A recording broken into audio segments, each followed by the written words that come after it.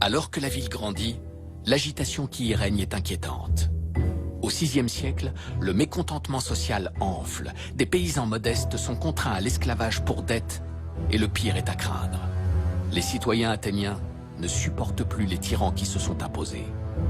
Les tensions sociales sont venues évidemment des paysans les plus modestes, qui craignaient pour leur liberté tout simplement. Mais ils faisaient poids puisqu'ils étaient beaucoup plus nombreux que les riches propriétaires.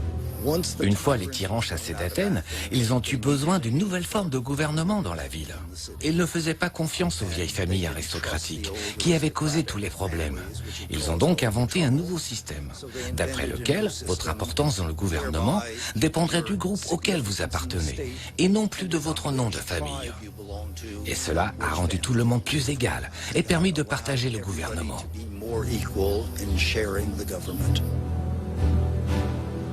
C'est à Clisthène, un grand magistrat, que l'on doit les nouvelles réformes qui vont fonder le nouveau régime. Clisthène, qui fait partie d'une famille aristocratique très importante, est quelqu'un qui a permis au démos, au peuple, de participer au pouvoir. Il y a 2500 ans, en élargissant le nombre de citoyens appelés à voter, Athènes inventait un nouveau régime d'avenir, la démocratie.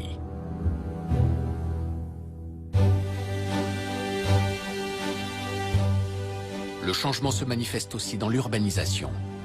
L'agora, le lieu de débat de la cité, a été déplacé au pied de la butte Kolonos Agoraios. Et de nouveaux bâtiments inhérents aux réformes engagées apparaissent en bordure. Les nouvelles réformes de Clisthène ont confié le pouvoir politique à deux organes. D'une part à un conseil, nommé la Boulée, qui se réunissait dans ce bâtiment civique carré de 23 mètres de côté. C'était ce que nous appellerions un sénat. Ils l'appelaient Bouli ou Boulet. Et l'édifice qui les accueillait était le Bouleterion. Chaque année, 500 Athéniens étaient choisis pour former le Sénat, juste pour un an. À cette boulée, on adjoint une chose qui est tout à fait nouvelle, l'Assemblée du peuple, l'Ecclésia, puisque petit à petit, on va se rendre compte que si le Conseil prépare les lois, c'est l'Ecclésia qui les vote. C'est-à-dire qu'il y a, petit à petit, une mainmise du peuple sur les institutions. À présent, les électeurs ne sont plus exclusivement les plus riches, même s'ils ne représentent que 10% de la population. Tous les citoyens se réunissaient tous les 10 jours pour approuver ou voter contre ce que le Sénat avait proposé. C'est de ce côté de la place de l'Agora que la démocratie a été inventée. On y préparait les lois et décrets, rédigés sur papyrus ou sur des tablettes de bois blanc. La Boulée était le lieu où étaient conservées les archives de la ville. Il reste des vestiges, principalement des fondations. Mais nous avons des descriptions qui nous renseignent. Et cela donne un grand bâtiment carré d'environ 30 mètres de côté, ce qui semble assez grand pour 500 participants. Ils étaient nommés pour un an. N'importe quel citoyen de sexe masculin pouvait être membre de la Boulée, mais pas les femmes, ni les étrangers, ni les esclaves, bien sûr. La nouvelle agora abrite également un nouveau foyer de la cité, le Tholos.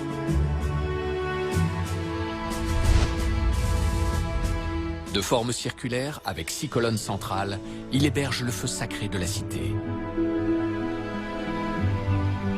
Ce Tholos sert également de résidence aux ambassadeurs étrangers.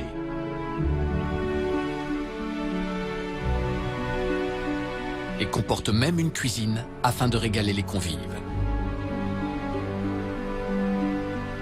C'est aussi le lieu où sont rendus les honneurs publics et les distinctions.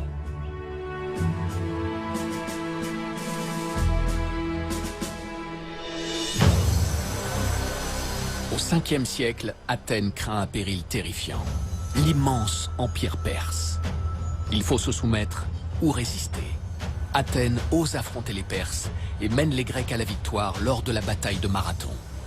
Pourtant, Thémistocle, récemment élu à la tête d'Athènes, doute du maintien de la paix. La solution serait d'ouvrir Athènes vers la mer. La puissance navale d'Athènes a été créée grâce à un homme, Thémistocle, qui a insisté pour que les Athéniens construisent une flotte. Il était très prévoyant, un vrai homme d'État. Et le pouvoir athénien du siècle à venir a été entièrement fondé sur cette marine. Athènes ne dispose alors que de quelques navires marchands. Le Pirée présente l'avantage d'offrir 3 bras de mer qui s'enfoncent dans les terres. Thémistocle va aménager le site du Pirée et le fortifier. Le Pirée est un endroit naturel, car il possède une colline fortifiable. Et il a 3 excellents ports, bien protégés. Et ce n'était qu'à 7 km de distance d'Athènes. C'est ni trop loin, ni trop près. Il y a de nombreux avantages, par conséquent, vous voyez, pour que le site du Pirée ait été choisi par les Athéniens à ce moment-là. Aucun Grec ne savait si les Perses reviendraient. Et les Athéniens ont eu de la chance, car ils ont trouvé un filon d'argent en 484 avant Jésus-Christ.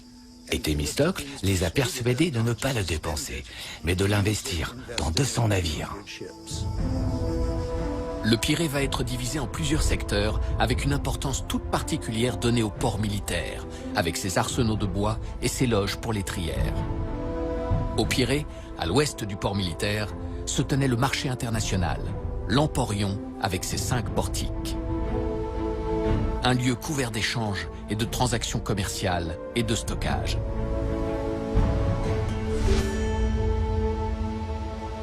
Avec des édifices comme la halle du blé, appelée le portique long, qui accueille les céréales importées. Et la bourse de commerce maritime, désignée sous le nom de Deigma, où travaillent banquiers et agents de change. Plus loin, le quartier résidentiel, avec ses rues qui se croisent à angle droit. Ce plan orthogonal va se généraliser à toutes les villes nouvelles. Le tracé est géométrique, les rues sont perpendiculaires les unes aux autres, quelques-unes sont grandes, coupées par d'autres plus petites.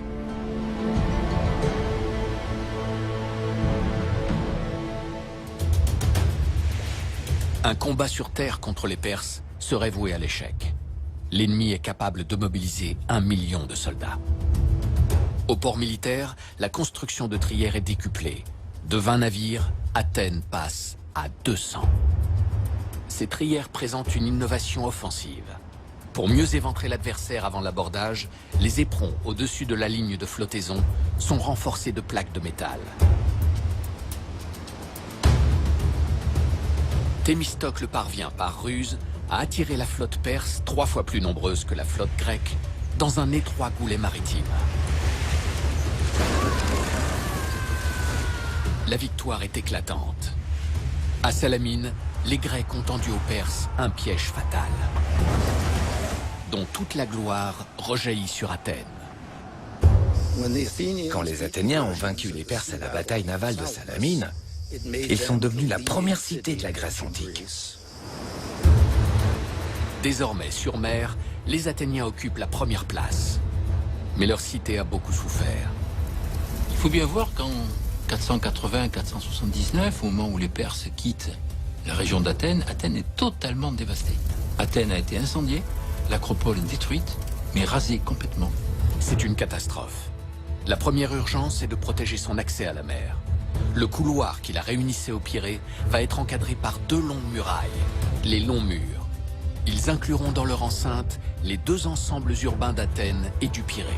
Ainsi, face à un danger, la ville intérieure aura un avant-port protégé et ne pourra jamais être réduite à la famine. C'était une sorte de grand couloir qui reliait les 2 villes. Et c'était donc un site complexe, fortifié, à 2 têtes, en plaine et sur la mer. À l'époque de Périclès, ces longs murs hauts de 7 mètres enserraient un couloir étroit de 183 mètres de large. Pourquoi ? Parce qu'un espace réduit permettait de le défendre avec peu d'hommes, comme d'intervenir facilement des 2 côtés. Cet accès à la mer, en temps de paix, présente un autre avantage: délivrer la ville des soucis d'alimentation.